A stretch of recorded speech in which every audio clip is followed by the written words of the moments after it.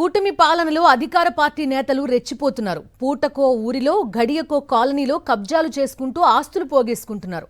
తాజాగా అనంతపురంలో ఎన్టీఆర్ మార్గ్ నుండి వినాయక్ నగర్ వరకు ఉన్న సిమెంట్ రోడ్ తమదేనని కూటమి నాయకులు రిజిస్టర్ చేయించుకున్నారు. 10 సంవత్సరాల క్రితం అప్పటి ఎమ్మెల్యే మున్సిపల్ పాలకవర్గం సంయుక్తంగా వినాయక్ నగర్కి సిమెంట్ రోడ్ వేయించారు.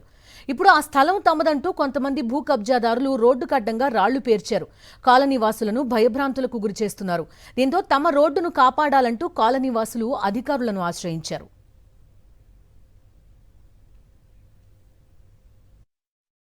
వాళ్ళు 3 నెలల కింద మేము రిజిస్టర్ చేసుకున్నామంటున్నారే.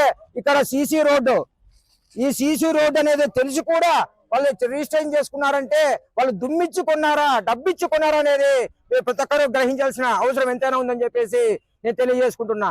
అంతేకాకుండా ఇక్కడ ఈ అండతోనూ అధికార పార్టీ బలంతోనూ వాళ్ళు ఇక్కడికి వచ్చి ఏమైనా చేయాలనుకుంటే మీ ఆటలు సాగవని చెప్పేసి ఈ ప్రజలకు మేము అండగా ఉంటాం, ఈ రోడ్డుని మేము కాపాడుకుంటామని చెప్పేసి ఈ సభాముఖంగానే తెలియజేసుకుంటున్నాను.